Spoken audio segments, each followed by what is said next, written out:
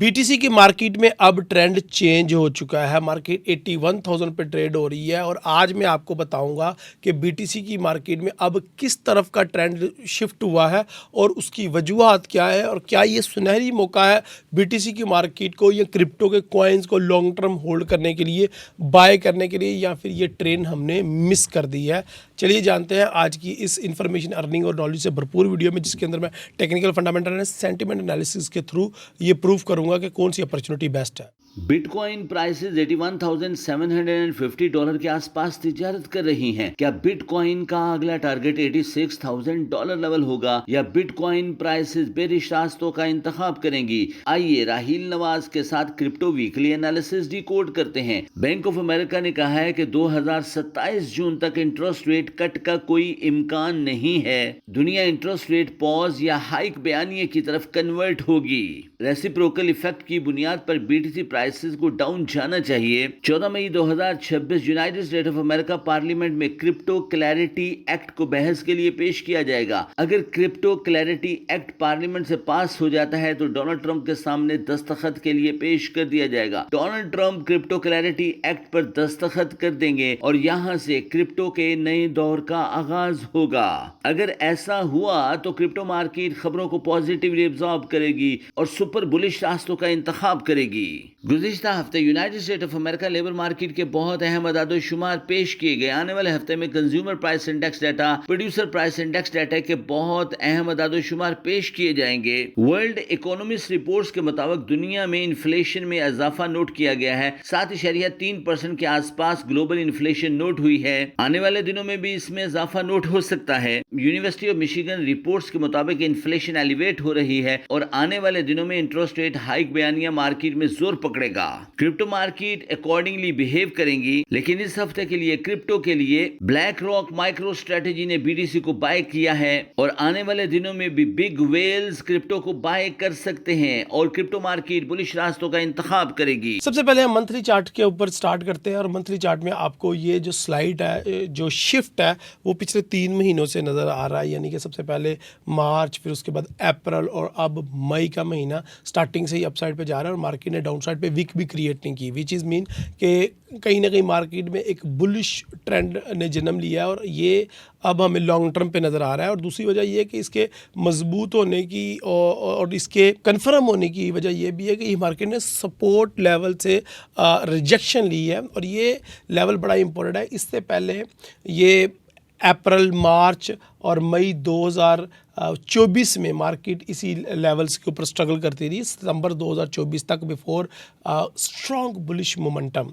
तो मार्केट 6 महीने के करीब करीब यहाँ पे रही और यहाँ पे एक मजबूत सपोर्ट क्रिएट की। और ये यहाँ तक बात नहीं ख़त्म होती, इससे पहले भी मार्केट ने जो ऑल टाइम हाइज लगाए थे अक्टूबर 2021 में या उससे पहले भी चले जाएँ तो अप्रैल 2021 में मार्केट ने जब अपने ऑल टाइम हाइज को क्रॉस करना था तो उससे पहले जो मार्केट ने अपना एक रेजिस्टेंस लेवल बनाया था। तो यानी कि ये लेवल कोई आम लेवल नहीं है जिधर से मार्केट ने रिजेक्शन खाई है और इस तरह के लेवल से अगर मार्केट रिजेक्शन खाएगी तो ये भी चांसेस है कि मार्केट अपने फिर ऑल टाइम हाइज को ब्रेक करके उससे भी ज़्यादा ऊपर जा सकती है। यानी कि गोल्ड या बीटीसी के अंदर यानी कि क्रिप्टो मार्केट का जो गोल्ड है बीटीसी, उसके अंदर मार्केट 1,40,000 या 50,000 की रेंज में भी जा सकती है, 1,30,32,000 की रेंज को ब्रेक करते हुए। So it is very important कि मार्केट ने आज से तकरीबन 1 साल पहले जून जुलाई में एक नया हाई बनाया था। 1,18,000 के करीब करीब मार्केट ने विक्स क्रिएट करनी शुरू की।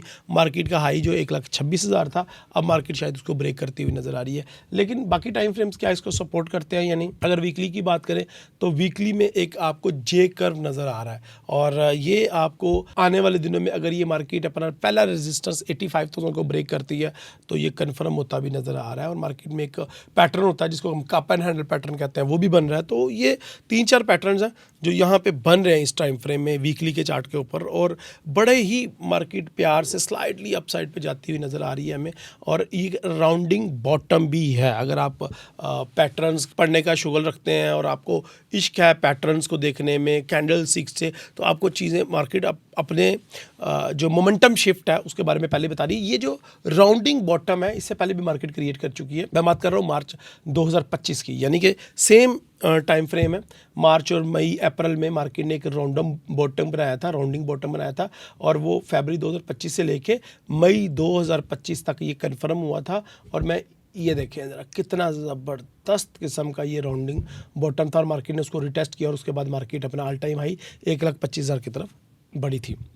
तो अगर मार्केट अब हमारा अगेन ये राउंडिंग बॉटम ब्रेक करती है और 85,000 को ब्रेक करती है और मूविंग एवरेज लाइन को भी ब्रेक करती है, तो फिर दोबारा ये चीज़ कंफर्म हो जाएगी कि मार्केट अपसाइड पे ही जा रही है।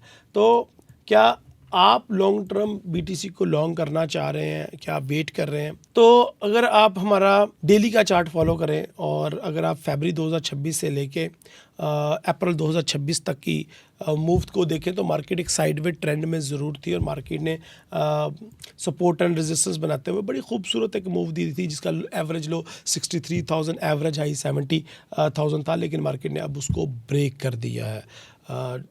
ये बहुत ज़बरदस्त एक डेवलपमेंट है कि मार्केट ने अपना जो रेंजिंग एरिया वो ब्रेक कर दिया। इसका मतलब ये होता है कि मार्केट अब अपने अगर रेंजिंग एरियाज़ को रीटेस्ट करने के लिए वापस आती है तो यहाँ से फिर दोबारा अपसाइड पे जा सकती है और फिर ये कन्फर्मेशन हो जाएगी कि मार्केट ने जो ब्रेकआउट दिया है वो फेक आउट नहीं है, वो आने वाले दिनों में बहुत ज़्यादा लॉन्ग टर्म अपसाइड पे जा रहा है। और उसका अगेन डेली के अंदर भी हमारे पास जो रेजिस्टेंस लेवल है 84 to 85,000 आ रहा है, 80 मैक्सिमम 6,000 आ रहा है। इसको मार्केट ब्रेक करती है और फिर उसके बाद मार्केट शायद पकड़ाई ना दे। और ये ऐसा नहीं कि रातों रात हो जाएगा, इसको होने में मे बी अभी 1-2 मंथ लग जाएं, क्योंकि लॉन्ग टर्म से एनालिसिस हम लेके आ रहे हैं आपके लिए लॉन्ग टाइम फ्रेम से, तो उसमें आपको थोड़ा मार्जिन मिल जाएगा पुल बैक से दोबारा बाइंग करने के लिए। अब आ जाते हैं हम इस वीक की एंट्रीज़ की तरफ। सबसे पहले मैंने आपको एक लंबा टाइम फ्रेम का एनालिसिस दिया जिससे आपको आइडिया हो सके कि मार्केट किन किन पैरामीटर्स को फॉलो करते हुए अपसाइड पे जा रही है और कौन कौन से रिजेक्शन और अप्रूवल एरिया है। नाउ हमने बात करनी है इस वीक में हमारे पास कौन सी अच्छी अपॉर्चुनिटीज़ हैं या इस वीक में हमने बाय करना है या सेल करना है। तो अगर आप बीटीसी में सबसे पहले सेलर हैं, क्योंकि काफ़ी ज़्यादा लोग देख रहे हैं कि बहुत ज़्यादा ऊपर चली गई और अब इसने यहाँ से नीचे आना है, तो आप फिर ये वाला एरिया सेलिंग के लिए मार्क कर लो। ये पॉइंट ऑफ हाई इसको बोलेंगे और इस पॉइंट ऑफ हाई यानी कि ये रेजिस्टेंस लेवल है, हमारा बड़ा स्ट्रॉन्ग रेजिस्टेंस लेवल है और मार्केट हो सकता है यहाँ से रिजेक्शन खाए और रिजेक्शन खाने के चांसेस ज़्यादा लग रहे हैं मुझे। सो $85,000 ये आपका नेक्स्ट रिजेक्शन लेवल या नेक्स्ट सेलिंग लेवल है। अगर इस वीक में मुझे ये वाला लेवल मिलेगा तो मैं इस लेवल से सेल करके प्रॉफिट अर्न करना चाहूँगा। और सेलिंग एरियाज बड़े प्रेडिक्टेड है, लेवल्स पहले बने होंगे, मार्केट ने अभी रिसेंटली इन लेवल्स को टैप किया है।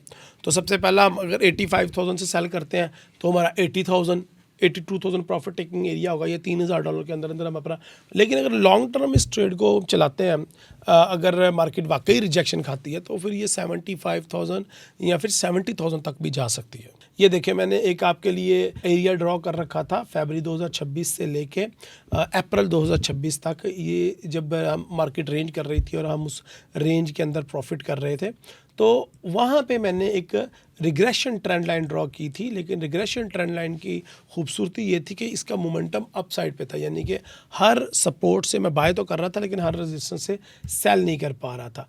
अब मार्केट ने उस रिग्रेशन ट्रेंड लाइन को ब्रेकआउट ज़रूर किया, लेकिन कहीं ना कहीं अब मार्केट मुझे लग रहा है कि इस रिग्रेशन एरियाज़ की तरफ वापस आएगी और वो भी 70,000 ही बन रहा है, इससे ज़्यादा नहीं। तो इसका जो पॉइंट ऑफ कंट्रोल एरिया था वो 70,000 के करीब था, लेकिन मार्केट शायद 70,000 को दोबारा टैप ना कर से 75,000 से ही वापस चला जाए अगर वो कन्फर्मेशन की नीयत से आ रही है।